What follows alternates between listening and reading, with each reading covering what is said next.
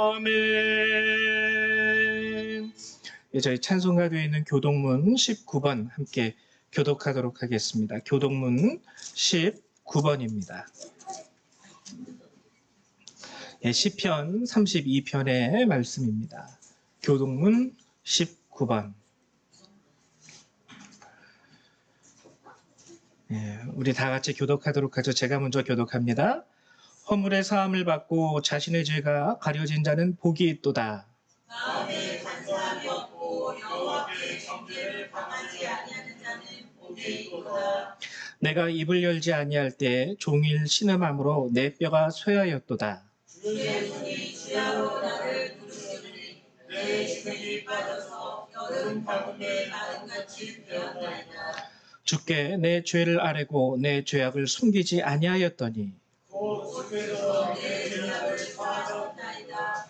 이로 말미암아 모든 경건한 자는 주를 만날 기회를 얻어서 주께 기도할지라. 진실로 홍수가 엇나갈지라도 내게 미치지 못하리이다. 주는 나의 은신처이오니 환난에서 나를 보호하시고 너희 의인들아 여호와를 기뻐하며 즐거워할지어다.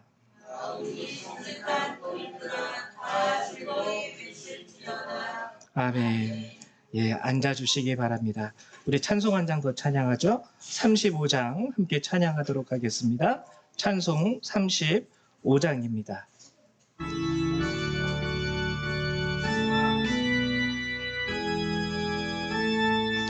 큰 영화로우신 주 이곳에 오셔서 이 모인 자들로 주 백성 삼으사 그 중에 항상 계시고 그 중에 항상 계시고 그 영광 나타내소서.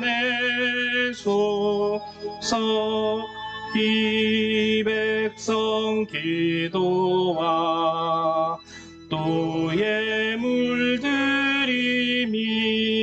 향내와 같으니 곧 받으옵소서. 주 예수 크신 복음을 주 예수 크신 복음을 만 백성 듣게 하소서. 또 우리 자손들 다 주를 기리고 저 성전 돌같이 기나게 하소서. 주 구원하신 능력을 주 구원하신 능력을 늘 끝날까지 주소서. 주 믿는 만민이 참 진리 지키며 옛 성도들 같이 주 찬송하다가 저 천국 보좌 앞에서 저 천국 보좌 앞에서 늘 찬송하게 하소서.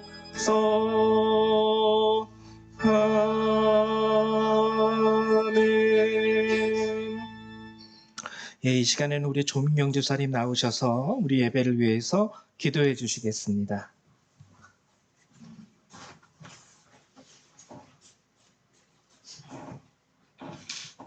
기도드리겠습니다. 사랑하는 하나님 아버지 감사합니다. 오늘도 주일을 맞이하여 열방교회에 나와 주님을 경배하고 예배드릴 수 있게 도와주심을 감사드립니다. 하나님 아버지, 저희 죄 많은 인간입니다. 주님의 자녀지만 세상의 유혹에 빠져서 죄를 지을 때가 종종 있고 그 죄를 짓는 것을 모르고 죄를 지을 때도 있습니다. 하나님 아버지, 이 세상에 악한 무리들이 너무나 많아 이것이 평범한 것이라는 생각이 들게 만듭니다. 그런 생각을 떨치게 하여 주시옵고, 죄를 지었다 생각이 들 때 무릎 꿇고 용서받게 회개할 수 있게 도와주시옵고, 그 죄를 참회하고 주님 성전에 나와 눈물로써 회개할 수 있는 주님의 자녀가 되게 하여 주시옵소서. 하나님 아버지, 대한민국을 사랑하시어 저희 대한민국이 이렇게 잘 사는 나라가 됐습니다. 눈물로써 주님을 부르짖고 찬양하던 때가 기억납니다. 하나님 아버지, 점점 흐려지는 주님을 울부짖는 자녀들 주님 살펴주시옵고, 하나님 아버지, 그들에게 성전으로 나아올 수 있게 도와주시옵소서. 하나님 아버지, 저희 열방 교회를 사랑하여 주시사 조민환 목사님 예배 드릴 수 있게 도와주시고, 우리 목사님 축복하여 주시옵고, 주님 성령이여 함께 하시어 그 가는 길이 빛과 소금의 자리가 되게 하여 주시옵소서. 저희 사모님과 장로님, 집사님, 아이들, 권사님 축복하여 주시옵고 함께하여 주시옵고 자라나는 믿음의 아이들이 될 수 있게 도와주시옵소서. 세상 것에 치우치어 주님을 부인하지 않게 하여 주시옵고, 눈에 보이나 보이지 않는 곳이나 하나님 아버지께서 사랑과 돌보심이 있음을 알게 하여 주시옵소서. 예배에 참석하는 우리 아이들 축복하여 주시옵고, 성령이여 함께 하시어 그 믿음에 자라남에 있어 빛과 소금으로 그 아이들에게 축복 내려 주시옵소서. 가는 길이 가시밭이 없게 하여 주시옵고 돌멩이가 없게 하여 주시옵소서. 세상이 서로의 이익을 주장하며 서로 싸우고 비난하며 서로 사랑하라는 주님의 말씀을, 내 이웃을 사랑하라는 주님의 말씀을 잊고 사는 경우가 많습니다. 하나님 아버지, 십계명을 깨닫게 하여 주시옵고 주님이 내려주신 십계명을 지키면서 살아갈 수 있는 주님의 귀한 자녀들이 되게 하여 주시옵소서. 저희 열방교회를 사랑하여 주시사 성령이여 전도의 역사가 있게 하여 주시옵고, 하나님의 품 안에서 성장하는 주님의 기쁨이 되는 그런 열방교회가 되어 주시옵고, 저희 포천지역 지켜주시옵소서. 전쟁의 위험에서 막아주시옵고, 저희 대한민국에 전쟁이 있지 않게 하여 주시옵소서. 전쟁으로 두려움에 떨고 전쟁으로 아파하는 모든 세계에 주님의 자녀들이 있습니다. 믿는 자나 믿지 않는 자나 주님을 믿고 의지하려 하고 울부짖거든 살펴주시옵고 그 영혼들을 가엾이 여겨주시옵소서. 세상의 미랄이 되어 서로를 사랑하고 힘든 와중에도 서로를 돕는 주님의 귀한 자녀들이 되게 하여 주시옵고, 오늘 예배 주님 기뻐 받아 주시옵고 성령 충만함이 함께하여 주시옵소서. 하나님 아버지께 감사드리며 거룩하신 주 예수 그리스도의 이름으로 기도드립니다. 아멘. 네, 감사드립니다. 우리 오늘 함께 나눌 하나님의 말씀 함께 찾아보도록 하죠. 오늘 보실 주님의 말씀은 디모데 전서 1장 18절에서부터 2장 7절까지의 말씀입니다. 디모데 전서 1장 18절에서부터 2장 7절까지의 말씀. 제 성경책으로는요, 신약 성경 338페이지에 있어요. 338페이지.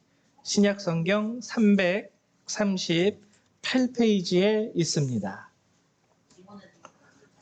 디모데전서 1장 18절에서부터 2장 7절까지의 말씀.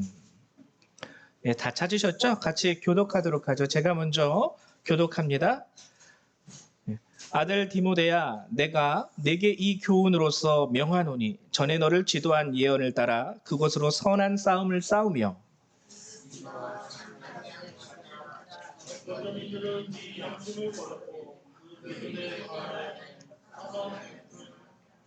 그 가운데 후메네오와 알렉산더가 있으니 내가 사탄에게 내준 것은 그들로 훈계를 받아 신성을 모독하지 못하게 하려 함이라.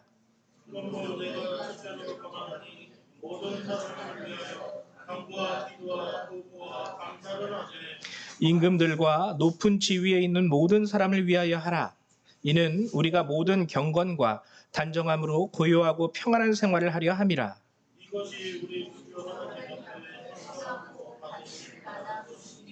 하나님은 모든 사람이 구원을 받으며 진리를 아는 데 이르기를 원하시느니라.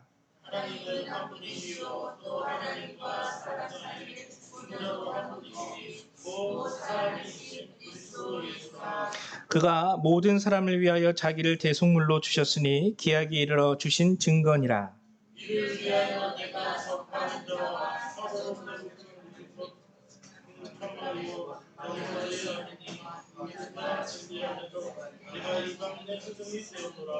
아멘.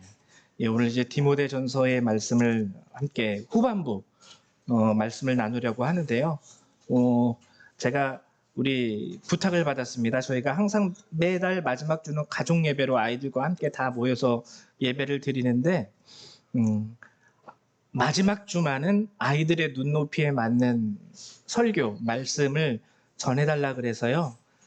마지막 주만은 어떻게 보면 어른들이 느끼시기에는 좀 시시할 수도 있겠지만 요 마지막 주는 이제 매월 마지막 주는 좀 아이들의 눈높이에 최대한 맞춰보려고 노력하려 그래요. 근데 이제 어렵더라고요. 예전에는 어린이 설교하는 게 더 쉬웠는데 지금은 어린이 설교하는 게 더 어렵습니다. 이게 바뀌었나 봐요, 저도. 그래서 이제 최대한 아이들의 눈높이에 맞게 오늘 하나님의 말씀을 좀 나누려고 합니다. 오늘 우리가 함께 나눌 말씀의 주제는요, 선한 싸움이라는 말씀이에요. 선한 싸움. 다른 말로 영적 전쟁이라기도 합니다. 또는 영적 싸움. 이게 다 동일한 의미예요. 선한 싸움, 영적 전쟁, 영적 싸움. 근데 우리는 흔히 선한 싸움이라는 말을 더 많이 쓰기보다 영적 전쟁이라는 싸움, 뭔가 이렇게 더 긴장감을 주기 때문에 이런 단어를 더 선호하죠, 그리스도인들이. 그러나 성경에는 정작 영적 전쟁, 영적 싸움이라는 구체적인 명칭은 없습니다. 네, 없어요. 그냥 선한 싸움이라는 명칭은 있어도 성경 어디에도 영적 전쟁 아니면 영적 싸움이라는 단어는 없어요. 근데 우리가 영적 전쟁, 영적 싸움 이런 단어를 우리가 이제 얘기하는 것은 에베소서에 보면 6장에 보면은 거기에 전신갑주를 입으라 하면서 우리들의 싸울 것은 하면서 거기에 나와요. 그리고 공중의 권세 잡은 악한 영들을 상대함이라 이런 말이 나와요. 그래서 악한 영, 영들하고 싸워야 되니까 이것은 영적인 싸움 또는 영적 전쟁이다 해가지고 우리가 이제 이 말씀을 근거로 우리가 이제 스스로 말하기를 영적 전쟁이라고 얘기하는 것이지 엄밀히 말하면 영적 전쟁이라는 단어는 성경에 나오지 않습니다. 근데 어쨌거나 이 영적 전쟁은 있어요. 영적 전쟁, 영적 싸움, 그리고 오늘 주제가 되는 선한 싸움. 오늘 본문에서 나온 것처럼 이 선한 싸움이 다 동일한 개념이에요. 영적인 싸움이고 영적인 전쟁이고 그것이 선한 싸움이라는 거죠. 근데 에베소서 6장 11절에서 12절을 보면 이렇게 기록이 되어 있습니다. 11절과 12절 제가 읽어드릴게요. 마귀의 관계를 능히 대적하기 위하여 하나님의 전신갑주를 입으라. 우리의 씨름은 혈과 육을 상대하는 것이 아니요 통치자들과 권세들과 이 어둠의 세상 주관자들과 하늘에 있는 악의 영들을 상대함이라. 근데 이 11절과 12절, 에베소서 6장 11절과 12절이 이제 이 영적 전쟁에 대한 본질을 우리에게 알려주는데요. 크게 두 가지의 본질을 우리에게 알려주고 있습니다.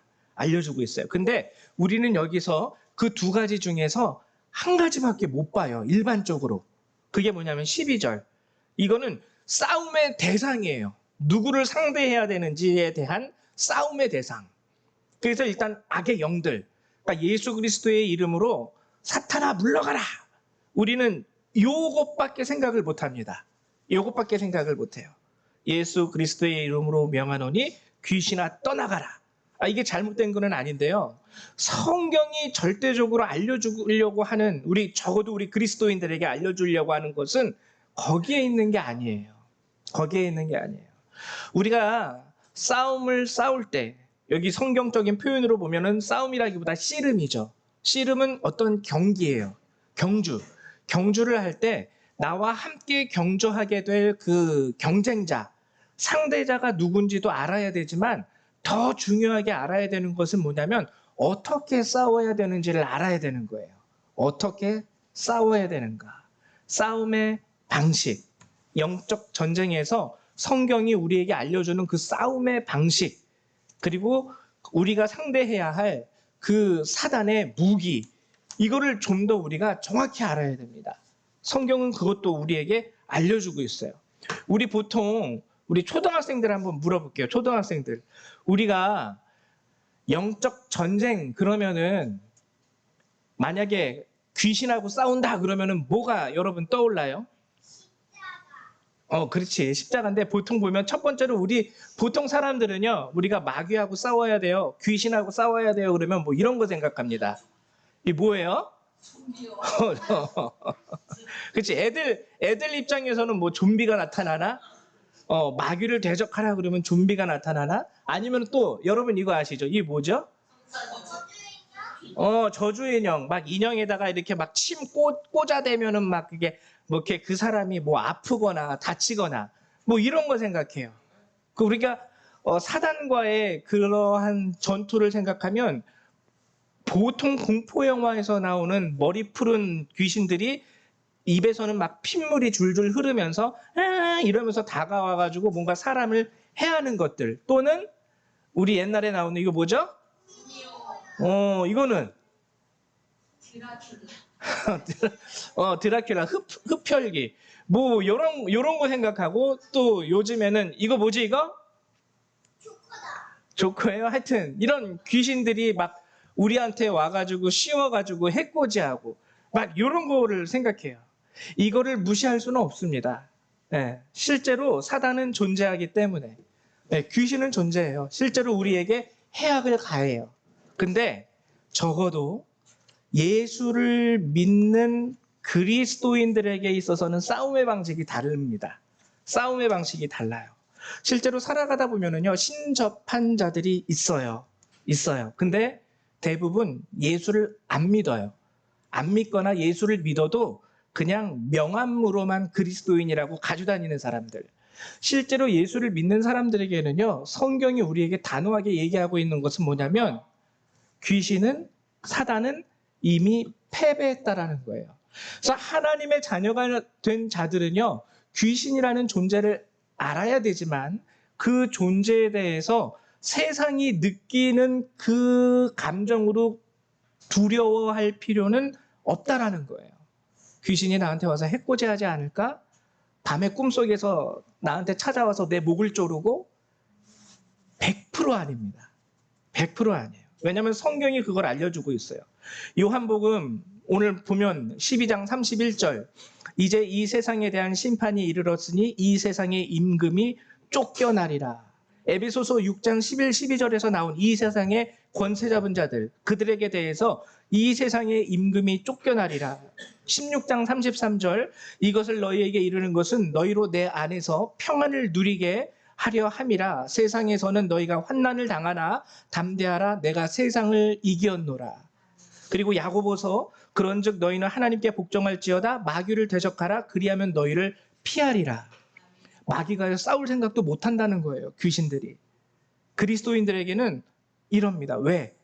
오늘 최종적으로 골로새서에 보면은 어디예요?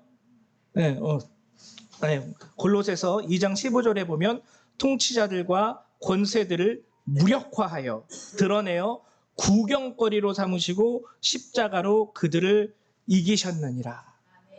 그러니까 우리가 에베소서 6장에서 말하는 그 모든 존재들, 공중의 권세 잡은 악의 영들, 권세들 다 예수님이 이기셨다라는 거예요. 그렇기 때문에 우리들은 사단의 존재에 대해서 두려워할 필요는 없습니다. 근데 그럼에도 불구하고 아까 에베소서 6장 11절 12절의 말씀을 보면은요. 마귀의 관계를 능히 대적하기 위하여 하나님의 전신갑주를 입으라. 우리의 씨름은 이라고 분명히 나오죠. 전쟁은 있다는 거예요. 영적 싸움은 있다는 거예요. 근데 싸움의 방식이 달라요. 여기에서 알려주는 중요한 것은 마귀의 관계입니다. 마귀의 관계. 그러니까 마귀가요, 사단이 똑똑해요. 사단은 더 이상 하나님의 자녀된 우리에게 와가지고 직접적인 해코지를 할 수가 없어요. 오히려 우리를 무서워합니다. 주님의 자녀가 됐기 때문에. 근데 그러하기 때문에 이 똑똑한 마귀가 우리에게 싸움을 걸어오는 방식이요. 어떤 방식이냐면 성경이 정확히 언급하고 있듯이 관계를 써요. 관계. 쉽게 말하면 다른 말로 간사한 계략. 이게 관계 아닙니까? 관계라는 건 거짓말을 한다라는 거예요. 거짓말. 거짓말. 그래서 여러분들이요. 삶을 살아가다 보면은 힘들 때도 있죠. 어려울 때도 있죠. 괴로울 때도 있죠. 그리고 반대로 즐겁고 너무 기쁠 때도 있어요. 그때마다 우리에게 속삭이는 존재가 마귀입니다. 말 그대로 직접 와가지고 우리에게 해코지는 하지 못하는데요. 힘들 때 와서 속삭여요. 야, 힘들지? 야, 하나님이 너 사랑하는 것 같아? 아니야, 아니야. 하나님은 너를 이미 버렸어. 하나님이 너를 떠났기 때문에 네가 이렇게 힘든 거 아니겠어? 옆에서 속삭여요. 우리 마음 가운데. 여러분, 이게 그리스도인들을 향한 사단의 실제적인 싸움의 방식이에요. 사단이 귀신 2-3명 보내가지고 야, 제 꿈속에 가가지고 경고 좀 해. 너 자꾸 내 말 안 들으면은 네 아들 내가 내일 모레 저녁 12시에 잡아갈 거야. 못한다는 거예요. 그렇게 못한다라는 거예요. 그래서 우리 그리스도인들, 적어도 우리가 예수님을 정말 나의 구세주로 믿는 고백하는 그리스도인들이라면은요, 여러분 선포하셔도 됩니다. 야, 덤벼. 와. 어디 한번 내 꿈속에 찾아와봐. 못 와요. 근데 사단이 선택한 전략은 무엇이냐면 거짓말이에요. 거짓말. 이것은 우리가 기쁠 때도 찾아옵니다. 야, 거봐. 교회 갈 필요 뭐 있어? 이렇게 사는 게 인생이지. 얼마나 기쁘고 즐겁고 행복해. 뭐 애써 주일날 거기 가가지고 굳이 듣기도 어려운 설교를 듣고 앉아있니? 그냥 그 시간에 네가 좋아하는 친구들이랑 같이 맛집 여행 다녀. 세상에 살면 얼마나 살겠다고 그 고리타분한 일주일에 그 황금과 같은 그 연휴의 시간을 교회에서 보내. 세상에 볼 것도 많고 먹을 것도 많고 할 것도 많은데 인생을 즐겨야지. 추억을 남기고 자녀들에게 이런 기억을 심어주면은 그게 최고야. 근데 이게요, 나쁜 건 아닌데 이게 거짓된 거예요. 왜냐면은 영생이 없다면은 그렇게 사십시오. 솔직히 말해서. 저도 그렇게 살 거예요. 영생이 없다면. 하나님 나라에서의 영원한 삶이 없다면. 근데 이 세상이 주는 기쁨 가운데 우리에게 주는 메시지, 사단의 메시지는 뭐냐면 하나님 나라에서 영원히 사는 그 삶에 대해서는 완전히 지워버립니다. 이 순간이 기쁘잖아? 이게 인생이지? 즐겁잖아? 어디 전망 좋은 카페에 가서 따뜻한 한 잔의 커피를 마시면서 한번 자연을 느껴봐. 여기에 하나님 나라에 대한 메시지가 있나요? 기쁠 때나 슬플 때나 마귀는요, 이러한 거짓된 것으로 우리에게 속삭여줍니다. 이게 사단의 전략이에요. 그래서 관계, 거짓말, 진리가 아닌 것. 요한복음 8장에 보면은 44절에 너희는 너희 아비 마귀에게서 났으니 너희 아비의 욕심대로 너희도 행하고자 하느니라. 그는 처음부터 살인한 자요 진리가 그 속에 없었으므로 진리에 서지 못하고 거짓을 말할 때마다 제 것으로 말하나니 이는 그가 거짓말쟁이요 거짓의 아비가 되었습니다. 적어도 우리가 사단을 두려워하는 것은요, 바로 이 부분에 있어서 두려운 거예요. 거짓말, 거짓된 것. 예수님이 45절에 요한복음 8장 45절에 뭐라고 말합니까? 내가 진리를 말함으로 너희가 나를 믿지 아니하는도다. 왜냐면은요, 거짓이 더 달콤하거든요. 거짓이. 그래서 결국에 사단의 전략은 거짓말과 거짓된 것으로 우리를 꼬시는 게 사단의 전략이에요. 사단의 공격에 대한 유형이 성경에는 많이 나오는데, 첫 번째로 보면 발람의 꾀로 무너진 이스라엘. 요한계시록 2장 14절에 보면 그러나 내게 두어 가지 책망할 것이 있나니 거기 내게 발람의 교훈을 지키는 자들이 있도다. 발람이 발락을 가르쳐 이스라엘 자손 앞에 걸림돌을 놓아 우상의 제물을 먹게 하였고 또 행음하게 하였느니라. 여러분 아시죠? 이스라엘이 이제 출애굽을 하고 가나안 땅으로 진군을 할 때 발락이 발람이라는 선지자를 부릅니다. 그래서 그 선지자를 통해서 이스라엘을 저주하게 해요. 근데 발람이 하나님이 못하게 막으십니다. 그렇죠? 발람이 저주를 해도 그 저주는 통하지도 않았어요. 근데 발람이 이때 발락에게 한 가지 간계를 가르쳐줘요. 세상의 어떤 귀신의 권세도, 사단의 권세도, 사람의 권세도 지금 이 이스라엘을 무너뜨릴 수는 없다. 근데 이 이스라엘을 무너뜨릴 수 있는 한 가지 방법이 있다. 그게 뭐냐면 그들로 하여금 스스로 죄에 빠지게 유혹해라. 그래가지고 모압에서 잔치를 벌이죠. 잔치를 벌이고 정말 세상에 둘도 없는 가장 예쁜 미인들이 이스라엘 진영으로 들어가서 이스라엘의 젊은 남자들을 꼬십니다. 꼬셔가지고 그들이 차려놓은 우상의 제물 앞에서 같이 절하고요. 같이 음식을 나누고요. 그리고 그들과 하룻밤을 보내요.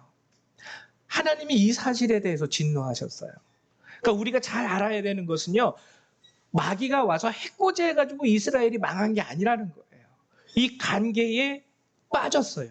그리고 역대상 21장 1절에도 나와 있는데 사탄이 일어나 이스라엘을 대적하고, 근데 어떻게 대적하냐면 다윗을 충동하여 이스라엘을 계수하게 하니라. 이스라엘을 계수하게 하니라. 이게 뭐냐면요. 다윗이 드디어 모든 그 당시에는 이제 사사기 시대의 끝날 부분이었어서 지파별로 이 사람들이 살았거든요. 경상도는 경상도대로, 전라도는 전라도대로, 충청도는 충청도대로 한 민족이지만 따로따로 사는 거예요. 따로따로. 근데 다윗이 처음으로 통일 왕국을 세웁니다. 다윗이 왕이 되어서 전 이스라엘을 이제는 통일해가지고 하나로 살게 한 거예요. 그러니까 다윗이 어때요?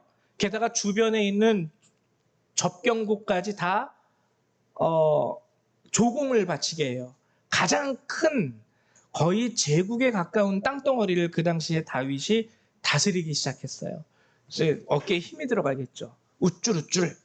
그래서 야, 내가 통일왕국의 왕이야. 내가 우리 이스라엘을 이만큼이나 강하게 길러냈고 세워냈어. 그래가지고 다윗이 마음에 교만이 된 거예요. 교만. 그래서 내가 다스리는 우리 이스라엘, 우리 속국들 다 얼마나 될까? 계수, 숫자를 센 거죠. 숫자를 센 거죠. 하나님이 이렇게 교만해진 사단이 옆에서 속삭이는 거예요. 야, 너 정말 잘났다. 너 정말 위대해. 야, 네가 해놓은 이 결과를 봐봐. 이거 세상에 누구도 함부로 할 수 없는 걸 네가 해냈어. 너 정말 대단해. 하나님 앞에 겸손하지 못했죠. 하나님 앞에 온전한 모습을 잃어버렸어요. 망각했어요. 사단의 그 꼬임 가운데. 그래서 다윗이 충동됩니다. 충동이 된 거예요. 그래서 우리나라 군사력이 얼마고 경제력이 얼마고 이런 것들을 조사하게 한 거죠. 하나님이 그 모습을 보고 네 힘과 네 능력으로 된 거 아닌데 너 마치 네가 한 것처럼 그렇게 우쭐댄다. 그래서 이스라엘을 치셨죠. 다윗 앞에서, 보는 앞에서. 그래서 이스라엘이 멸망은 아니지만 많이 하나님의 징벌을 받게 됩니다. 여러분, 이게 사단의 전략이에요. 사단의 전략. 교회도 좀 이런 부분에 있어서 조심은 해야 되겠죠. 특히 목사님들. 자기가 뭐 한 줄 알고 내가 열심히 목회해서 3명 모였던 교회가 이제는 100명이 됐고 지하에서부터 시작해가지고 이제는 빌딩과 같은 건물을 우리 교회 예배당으로 소유하고 뭐 이런 거. 다 하나님의 은혜고 하나님의 은총인데 내가 했다라고 스스로 그것을 드러낼 때 우리는 다윗처럼 멸망할 수밖에 없어요. 안타까운 건 지금 대한민국의 교회가 혹시 이렇게 지금 된 건 아닌가라는 생각이 들기도 합니다. 그리고 또 보면은요, 사도행전 5장 3절에 베드로가 이르되 아나니아야 어찌하여 사탄이 내 마음에 가득하여 내가 성령을 속이고 땅값 얼마를 감추었느냐. 하나님 앞에 드리는 예물에 있어서 성경이 분명히 얘기합니다. 요만큼만 드려도 돼. 요만큼만. 네가 할 수 있을 만큼만 드리면 되는 거야. 제가 여러분들에게 뭐 헌금 강요 안 하잖아요. 그냥 하나님이 명령하신 감사의 예물과 그리고 11조만 드리면 돼요. 뭐 특별하게 다른 헌금 여러분들에게 요구하지 않습니다. 근데 아나니아는요, 요만큼 하고서는 아우 나 이거 내 전부예요. 그러면서 이제 쉽게 말하면 거짓을 얘기했죠. 베드로가 그것을 질책합니다.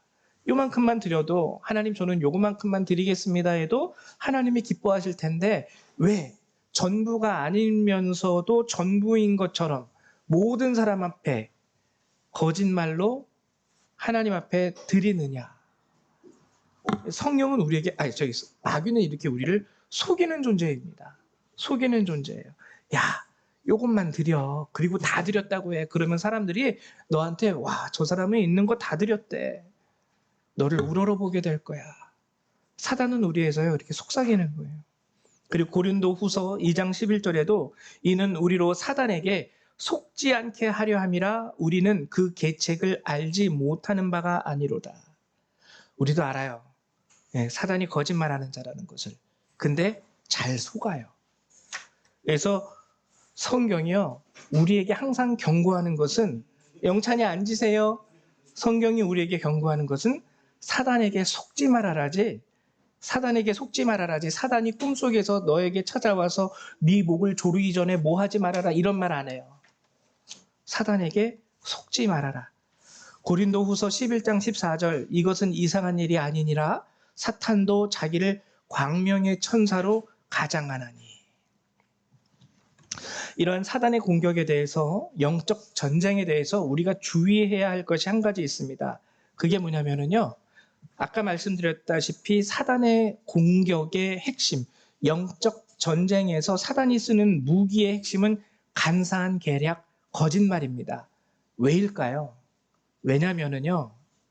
인간이 동물과 다른 게 한 가지가 있어요. 그게 뭐냐면 우리는 느끼고 생각하고 감정이 있고 그리고 보여지는 것에 매우 크게 의존하는 존재입니다. 여러분 사자나 강아지나 이런 동물들은요 생각이나 느낌이나 그런 어떠한 겉모습 이런 거보다 본능에 충실해요. 본능. 근데 사람은 느낌 이게 중요합니다. 느낌이 중요해요. 생각이 중요해요. 겉모습, 감정이 중요해요. 그래서 이런 게 살짝 상하거나 어긋나면은 여지없이 거기서 사단은 우리에게 메시지를 넣어줍니다. 제가 너 미워해. 야, 제가 너 좋아하는 것 같지? 다 거짓말이야. 네가 이리이리 저리저리 하니까 그나마 너한테 웃어주는 거지 안 해봐라? 싹 등 돌린다? 이런 게 사단의 메시지예요. 사단의 메시지. 여러분 교회 안에서 우리의 형제와 자매들에 대해서도 그리고 저와 여러분 사이에 대해서도 여러분들 이게 조심해야 될 거예요. 그렇다고 해서 여러분들이 저를 무슨 신성한 존재로 여길 필요는 없습니다. 저는 신성하지 않아요. 그렇기 때문에 제게도 흠이 있고요. 제게도 부족함과 모자름이 있고요. 무식함이 있어요. 무식함이 있는 목사예요. 그러니까 그런 모습 그대로 근데 하나님이 목회자로 세우셨을 뿐이에요. 너무 저를 뭔가 이렇게 여러분들하고 레벨이 다른 존재로 아시면은요. 그러면 큰일 나요. 그러면 나중에 저한테 실망하게 되면 거기서 사단이 틈타고 사단이 틈타면 괜히 여러분들의 신앙에 치명상이 느껴질 수 있습니다. 그렇기 때문에 여러분들에게 부탁드리고 싶은 것은요. 우리가 무엇보다도 믿어야 할 것은 바로 하나님의 말씀이라는 거예요. 즉 성경은요. 우리에게 뭐라고 얘기하냐면 신앙생활하는 것에 있어서 너의 생각을 믿지 마. 너의 경험도 믿지 마. 그리고 너의 느낌도 믿지 말고 너의 감정도 믿지 마. 왜냐하면 우리 인간의 감정이라는 게 얼마나 변덕스러운지 몰라요. 여러분 집안에서 함께 사는 여러분들의 남편과 자녀들을 생각해 보세요. 어느 때는 우리 남편이 세상에서 최고처럼 보이죠.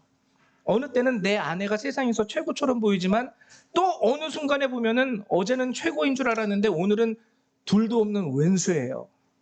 왼수가 집안에 있어요. 즉 뭐냐면 인간의 감정은요, 이렇게 변덕이 심해요. 어제는 너무 고마웠는데 오늘은 너무 미워.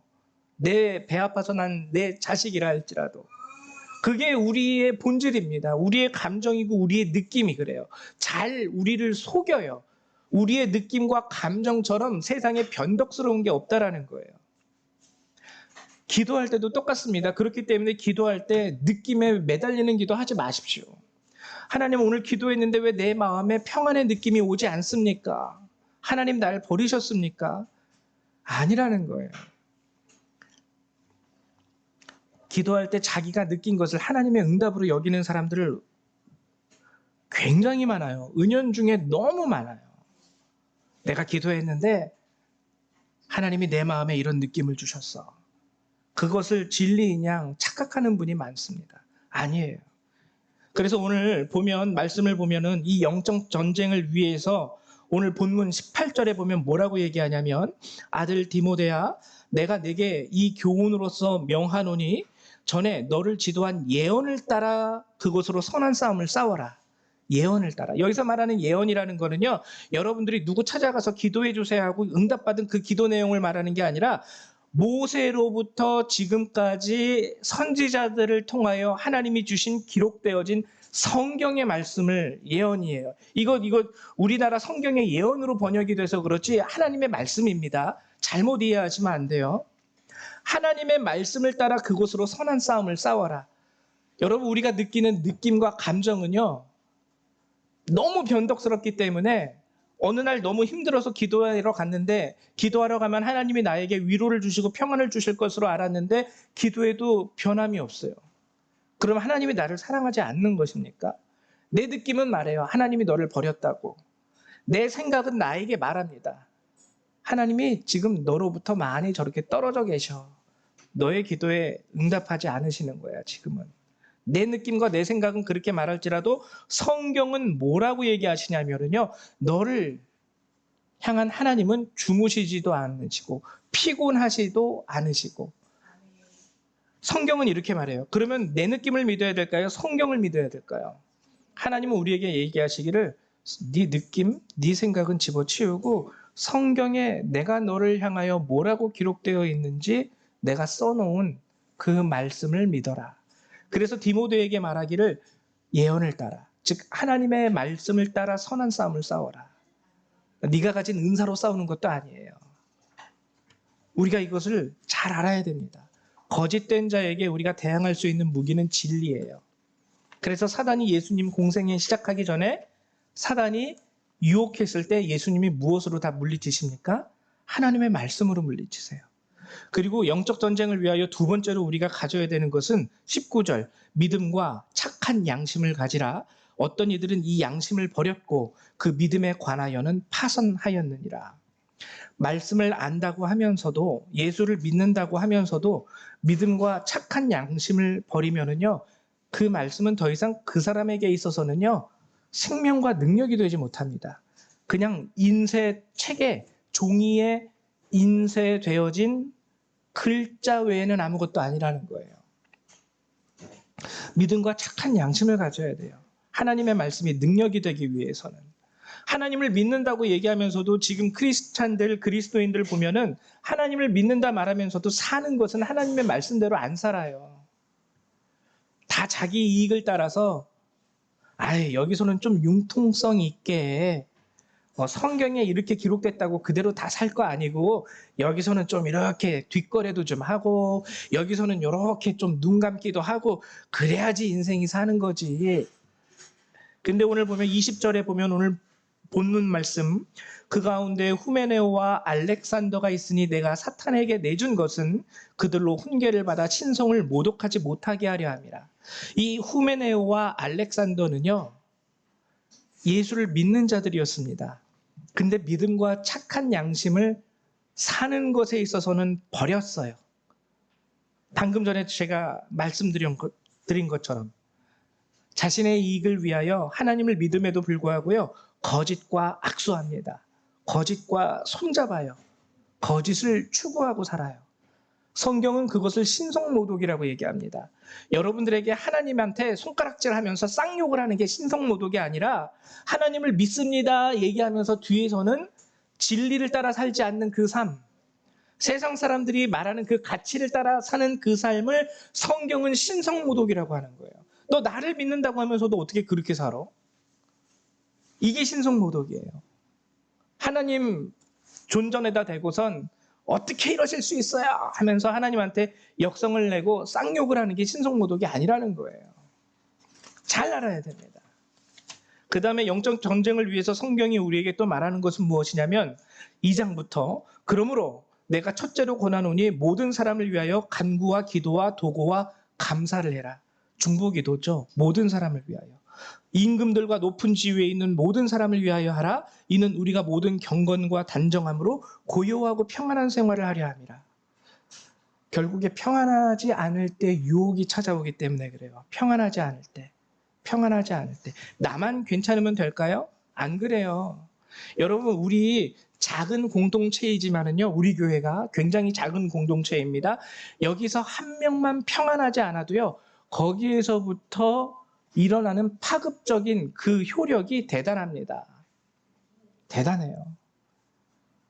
자칫 잘못하면은요, 원망도 나와요. 왜 나를 위해서 기도해 주지 않아요? 이 소리도 나오고요. 왜 저 사람만 예뻐해요? 이 소리도 나오고요.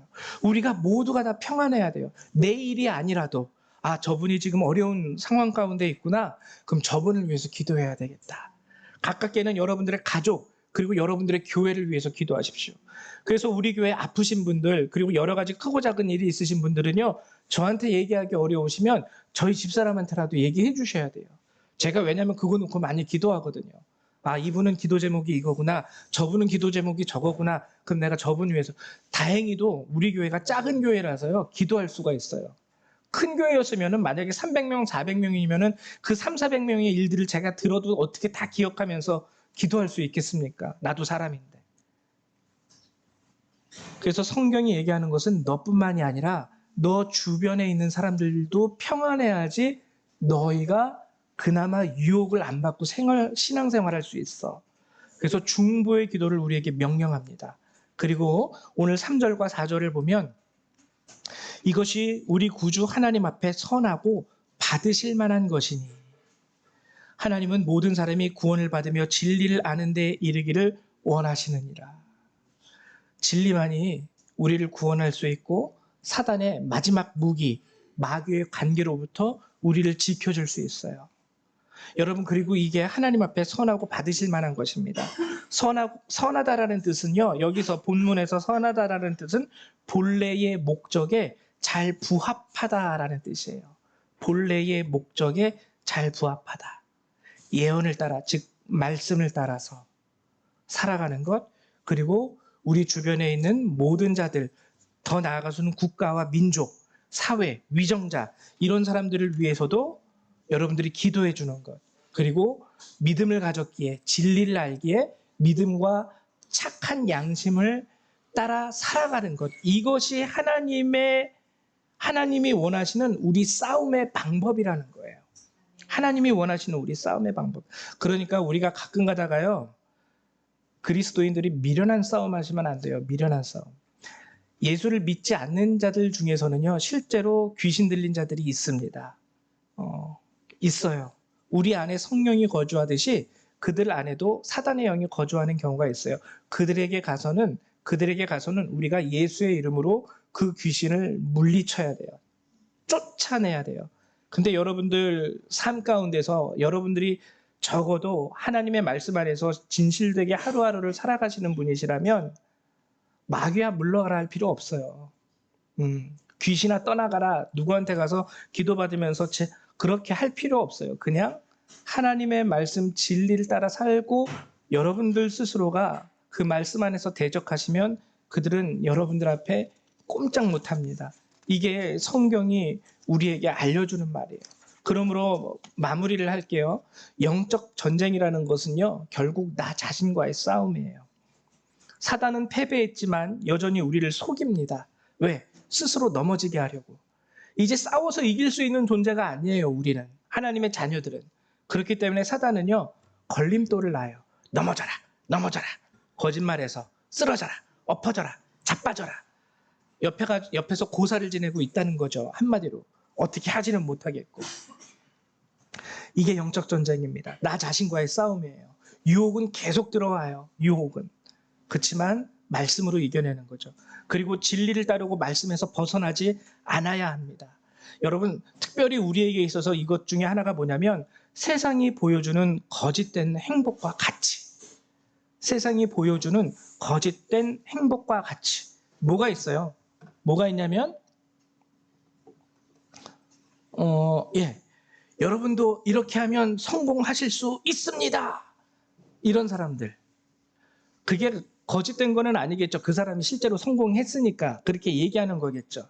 근데 하나님은요, 그래, 그게 너에게 기쁨이 될 수 있는 건 나도 인정해. 근데 그게 참된 행복이 아니야. 너가 앞으로 하나님 나라에서 살아야 되지 않겠니? 그 행복을 위해서는 이렇게 가는 게 정답이 아니야.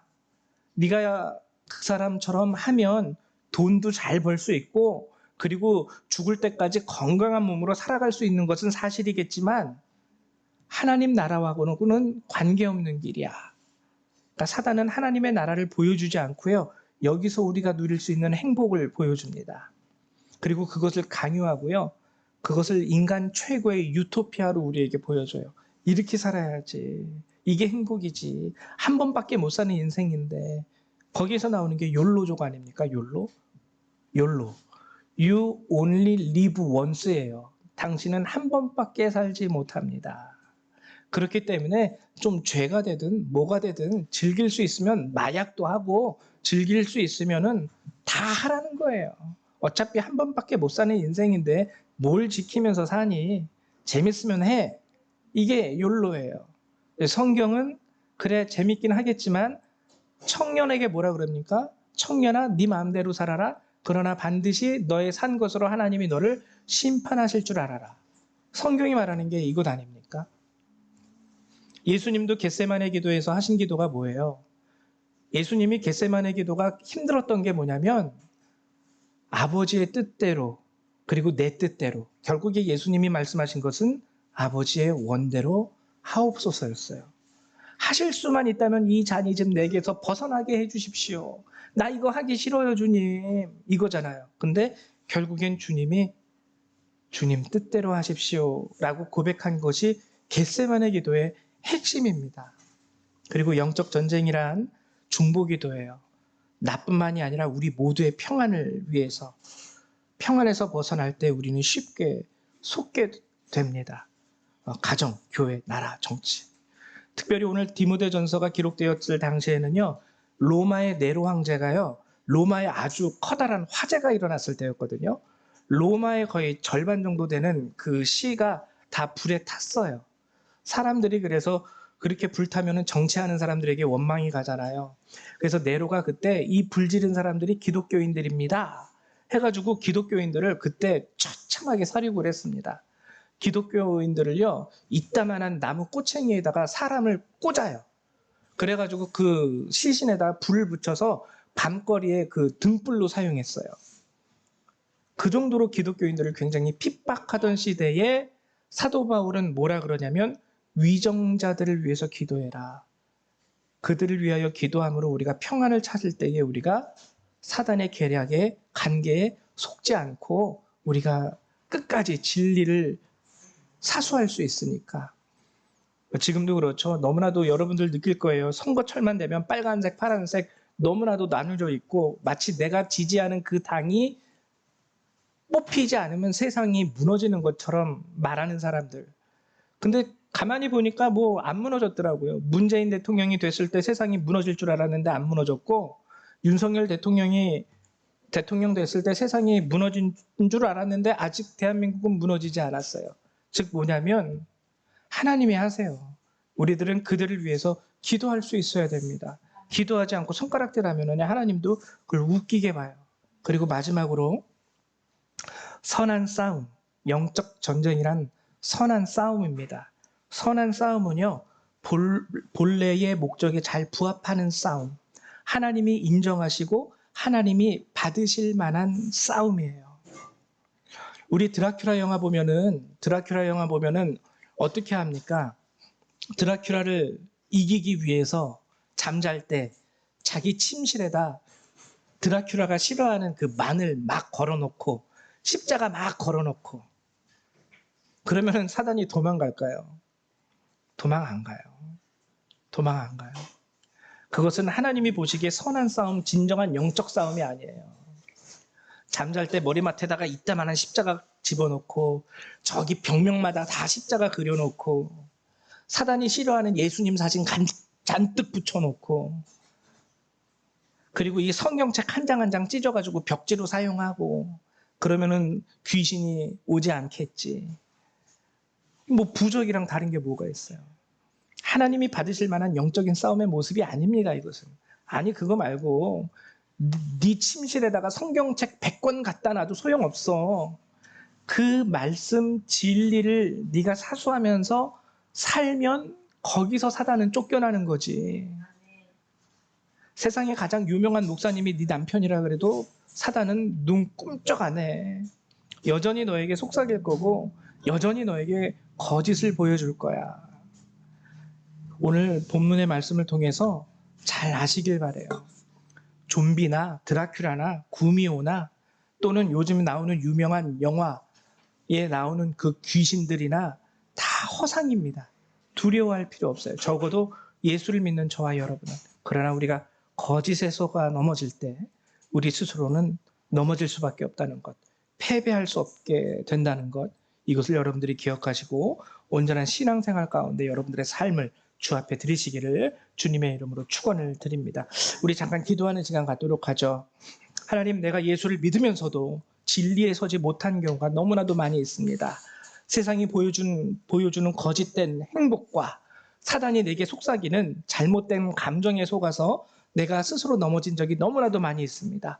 회개하면서 주님 앞에 나아가시기 바랍니다. 기도합니다. 사랑과 은혜가 많으신 하나님, 참으로 감사를 드립니다. 오늘도 이 귀한 말씀으로 우리에게 허락해 주셔서 정말 예수를 믿는 우리들에게 있어서는 사단이 아무것도 아니라는 것, 그러나 우리가 진리에 서지 못할 때에 사단은 우리의 느낌과 생각과 감정을 통해서 우리에게 거짓을 심어주게 된다는 것, 그것을 깨달았습니다. 주님 도와주셔서 우리 성도님들이 오늘 주께서 허락하신 말씀과 같이 하나님, 정말 하나님의 말씀을 따라서 선한 싸움을 살게 하여 주시옵소서. 내 느낌과 감정과 생각을 믿는 것이 아니라, 내 경험을 믿는 것이 아니라 성경에 쓰여진 하나님의 말씀을 믿을 수 있는 그러한 성도들이 될 수 있도록 도와주시고, 또한 믿는다 말하면서도 착한 양심과 믿음에서 벗어났던 그들처럼 우리가 세상과 타협하며 살아가지 않도록 도와주시옵소서. 우리의 마음이 늘 진리 안에 서 있고, 그리고 그 안에서 주님을 경외하고 주님을 따라 살아갈 수 있는, 양심을 따라서 선한 착한 양심과 믿음을 따라 살아갈 수 있는 주의 백성이 될 수 있게 되기를 소망합니다. 성경을 부적처럼 생각하지 않게 도와주시고 기도를 주문처럼 외우지 않는 성도들이 될 수 있도록 도와주시옵소서. 오직 하나님께서 주신 진리의 말씀 안에서 우리의 삶을 주께 드려 하나님의 나라를 기업으로 얻을 수 있는 참된 복된 백성 될 수 있도록 축복하여 주시옵소서. 이 시간도 함께하여 주신 줄 믿고 감사드리며 주 예수님의 이름으로 기도했습니다. 아멘.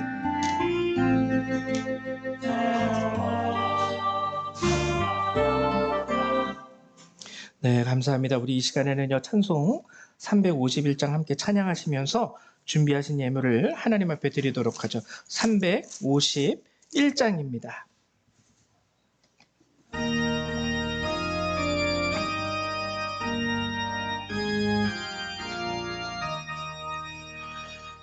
믿는 사람들은 주의 군사니 앞서가신 주를 따라갑시다. 우리 대장 예수 길을 들고서 접전하는 곳에 가신 것 보라. 믿는 사람들은 주의 군사니 앞서가신 주를 따라갑시다. 원수 마귀 모두 쫓겨가기는 예수 이름 듣고 겁이 남이라. 우리 찬송 듣고 지옥 떨리니 형제들아 주를 찬송합시다. 믿는 사람들은 주의 군사니 앞서가신 주를 따라갑시다. 세상 나라들은 멸망당하나 예수 교회 영영 왕성하리라. 마귀 권세 감히 해치 못함은 주가 모든 교회 지키심이라. 믿는 사람들은 주의 군사니 앞서가신 주를 따라갑시다. 백성들아 와서 함께 모여서 우리 모두 함께 개가 부르세. 영원토록 영광 권세 찬송을 우리 임금 주께 돌려보내세.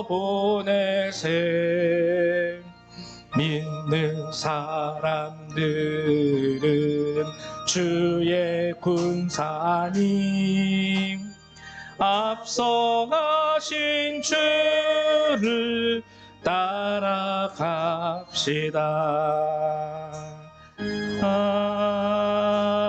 아멘. 자, 그럼 기도합니다. 사랑과 은혜가 많으신 하나님, 참으로 감사를 드립니다. 오늘도 우리 성도님들 이렇게 한 분 한 분 주께서 불러주시고 함께 예배하게 하시고 주의 말씀을 듣게 하심을 감사드립니다. 우리 성도님들 각자의 사정과 형편 가운데 힘들고 어려움에도 불구하고 주님 앞에 이 예물들을 성별하여 내어드립니다. 하나님, 감사의 예물을 주 앞에 드리오니 하나님 이 예물을 귀하게 받아주시고 기뻐 받아주시며 또 드리는 손길 가운데 은혜와 축복을 더하여 주시옵소서. 또한 저들에게 단순히 이 예물만 드리는 자들이 아니라 하나님, 정말 하나님 주신 말씀대로 하루하루 살아가면서 그 삶을 주 앞에 드릴 수 있는 자들이 될 수 있도록 저들을 도우시고 축복하여 주시옵소서. 우리의 예물을 기뻐 받아 주실 줄 믿고 감사드리며 예수님의 이름으로 기도했습니다. 아멘. 네, 교회 소식을 잠깐 알려드리도록 할게요. 오늘 예배 이후에 애찬이 준비되어 있습니다. 여러분 다 같이 예배를 마치시고 함께 식사 교제를 나누시기 바라고요. 그리고 또 우리 이명석 성도님 수술 잘 마치고 건강한 모습으로 돌아오셨어요. 이제 여러분들 기도를 부탁드리는 거는 이제 앞으로는 하나님이 부르시는 그날까지 이제 수술 안 받게 해달라고. 그게 뭐가 됐든 발가락 수술이 됐든 뭐 손가락 수술이 됐든 머리카락 수술이 됐든 이제는 좀 건강하게 살 수 있도록 우리 이명석 성도님을 위해서 더 좀 기도를 부탁드리고요. 우리 얼마 전에 우리 조정기 장로님도 다리가 이렇게 부셔가지고 병원에 진료를 받으셨는데 아시다시피 요즘에 좀 이렇게 의료 문제 때문에 병원에서 진료받기가 쉽지 않은 상황이 됐죠. 그래서 뭐 화요일 날 이제 다시 가셔서 결과를 보신다고 하는데 큰 문제 있지 않게 되기를 위해서 여러분들 장로님을 위해서도 좀 간절히 기도하실 때 기도해 주시기를 부탁을 드립니다. 이제 그리고 다음 주는 이제 가정의 달 5월이죠. 다음 주 5월 5일은 어린이 주일인데요. 어린이 주일로 지키면서 한 번 더 가족 예배로 드리게 될 거예요. 아이들이 이제 어린이 주일이라서. 근데 이제 제가 여러분들한테 아까 설교 시간에도 전달을 하긴 했지만 제가 여러분들한테 무슨 뭐 이런 헌금 저런 헌금 강요는 안 하는데 다음 주 5월 5일은 여러분들이 좀 후원 좀 해주셨으면 좋겠어요. 우리 아이들을 위해서 이제 또 오늘 식사 준비도 하지만 다음 주 아이들을 위해서도 좀 이제 간식도 준비하고 이렇게 하려고 하는데 여러분들의 후원이 좀 필요한 때입니다. 그래서 다음 주에는 좀 마음에 이렇게 하나님의 음성이 오시는 분들은 어린이 헌금을 따로 좀 예비해 주셔서 어린이를 위한 그 후원을 좀 부탁드립니다. 그래서 예, 다음 주는 어린이 주일로 지키고 가족 예배. 근데 다음 주에 애차는 없습니다. 예배 마치고 어린이들을 위한 프로그램만 지금 하려고 그래요. 그러니까 애찬이 없으니까 잊지 마시고 그리고 12일은 어버이 주일로 지킵니다. 어버이 주일 12일 65세 이상 되시는 분들을 위해서요. 교회에서 작은 선물을 준비했어요. 근데 이제 개인당 준비는 못하고 가정당 준비를 했습니다. 그래서 뭐 부모님이 못 나오시더라도요. 우리 꼭 좀 참석해 주셔서 여러분들 가져가셨으면 좋겠어요. 그래서 우리 조정기 장로님 12일 날 나오시죠. 다음 주는 저쪽 가시고 5월 5일은 저쪽 가시고 그 다음 주 12일은 예, 오케이 알겠습니다. 예, 그렇게 해주시면 돼요. 그리고 저녁 기도회 꼭 좀 참여해 주세요. 저녁 기도회. 여러분들 그래도 저녁 기도회 하니까 참석률이 조금 올라갔어요. 새벽 예배보다. 그래서 저녁 기도회로 저희가 새벽 예배보다 저녁 기도회로 옮겼는데 여러분 제가 기도를 여러분들에게 요구하는 것이요. 부탁하는 것이요. 아까 얘기했듯이 기도회는 정말 방법이 없습니다. 하나님의 말씀을 알아도요. 우리가 기도하지 않으면은 그 말씀대로 살아갈 수 있는 힘을 얻을 수 있는 구석이 없어요. 그러니까 여러분 기도에 되도록이면 뭐 매일 못 나오시면 일주일에 한 번이라도 꼭 나오셔서 여러분과 여러분 가정 뭐 저를 위해서 기도해 달라는 것도 아니잖아요. 여러분들 자신을 위해서 여러분 가정 그리고 여러분 가족 남편 아내 자녀 부모 꼭 기도하는 시간 가지셔야 돼요. 우리 기독교인들이 효도하는 게 이게 효도예요. 사랑하는 게 이게 사랑하는 거예요. 장난감 하나 더 사주는 것보다 아이를 위해서 하나님 앞에 간구하는 것이 더 큰 선물이 되고 또 이게 효도가 됩니다. 그래서 여러분들이 하실 수 있으면이 아니라 정말 일주일에 한 번만이라도 꼭 기도에 참석하셔서 기도할 수 있는 여러분 되시기를 축원드립니다. 우리 다 같이 일어나셔서 네. 아, 내일이에요?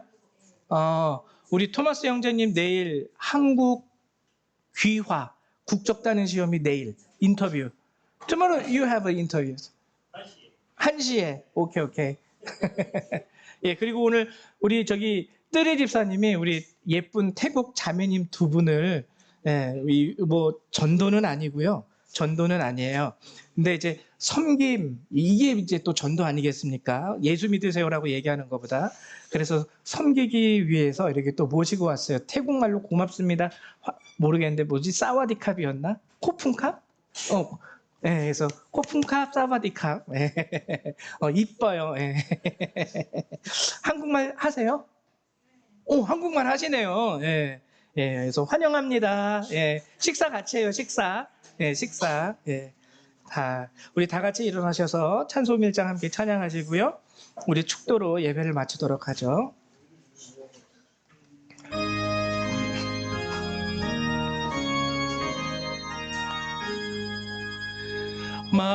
만복의 근원 하나님 온 백성 찬송 드리고 저 천사여 찬송하세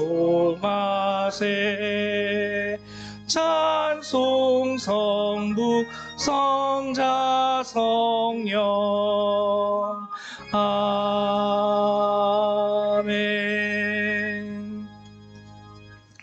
사랑과 은혜가 많으신 하나님, 늘 항상 우리에게 이 진리의 말씀을 허락해 주시고 연약한 저희들에게 새 힘과 은혜와 능력을 베풀어 주심을 감사드립니다. 하나님, 오늘도 이제 이 예배를 마치고 우리 성도님들 각자 삶의 자리로 돌아갑니다. 오늘 주께서 주신 말씀과 같이 하나님, 저들이 그 삶의 자리에서도 마귀의 관계를 능히 깨부술 수 있는 그러한 주의 백성 자녀될 수 있도록 도와주시고 축복하여 주시옵소서. 늘 진리에 서 있어 하나님의 말씀을 믿게 하시고 자신의 감정과 느낌에 휘둘리지 않게 하시며 하나님을, 우리를 향한 하나님의 그 사랑과 그 은혜와 그 능력을 의심하지 않는 그러한 백성이 될 수 있도록 도와주시옵소서.